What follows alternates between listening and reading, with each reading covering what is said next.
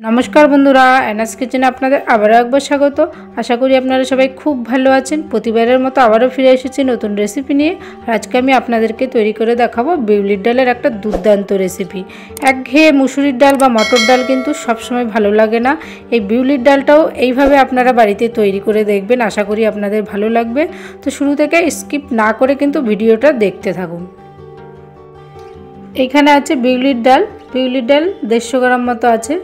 এটা কিন্তু কাঁচা বিউলির ডাল, এটা বাজারে কিন্তু ভাজাও হয় যেটাকে কড়ার ডাল বলে। এবার কড়াতে আমি এটাকে হালকা করে ভেজে নেব লাল লাল করে। এটাকে কিন্তু কাঁচাও করা যায়, তাতেও ভালো লাগে, একটু ভেজে নিলে কিন্তু একটু বেশি ভালো লাগে। লাল লাল করে ভেজে নেব একদম।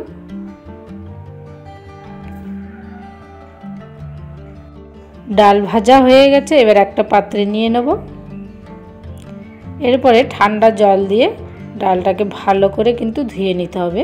ডালের মধ্যে যে নোংরাগুলো থাকে সেগুলো কিন্তু ভালো করে জল দিয়ে ধুলে বেরিয়ে যাবে। 2 থেকে 3 বার কিন্তু পরিষ্কার জল দিয়ে ধুয়ে নেবেন। এই দেখুন ধোয়া হয়ে গেছে একদম। এবার ডাল প্রেসার কুকারে সেদ্ধ করে নেব। অবশ্যই প্রেসার কুকারে সেদ্ধ করতে হবে, না হলে কিন্তু একদম সেদ্ধ হতে চায় না। এই ডালটা কিন্তু অনেক সময় লাগে সেদ্ধ হতে। জল দিয়ে দিলাম পরিমাণ মতো, খুব সামান্য পরিমাণে নুন দিয়ে দিলাম যাতে সেদ্ধটা একটু তাড়াতাড়ি হয়। এবার ঢাকনা দিয়ে মুখটা আটকে দিলাম। 8 থেকে 10টা সিটি দিয়ে দেব।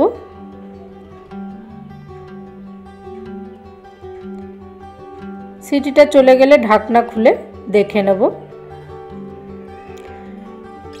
এই দেখুন ডালটা কিন্তু একদম ভালোভাবে সেদ্ধ হয়ে গেছে, একদম পারফেক্ট। এবার হাতার সাহায্যে এভাবে ঘুরিয়ে ঘুরিয়ে ডালটাকে আরও ভালোভাবে ভেঙে দেব। আপনারা চাইলে ডালের কাটাও এতে ব্যবহার করতে পারেন।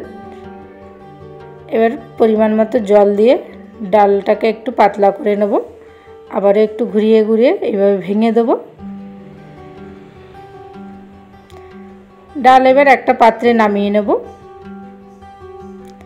এদিকে কড়া গরম হলে দিয়ে দেবো সর্ষের তেল।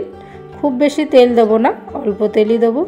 একটা শুকনো লঙ্কা দিয়ে দিলাম, একটা তেজপাতা আর হাফ চামচ মৌরি ফোড়নে দিয়ে দিলাম।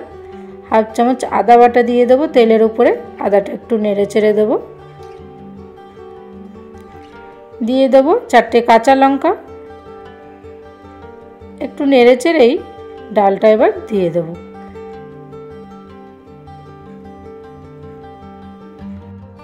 স্বাদ মতো নুন দিয়ে দিলাম। অবশ্যই আপনাদের স্বাদ অনুযায়ী নুনটা দেবেন।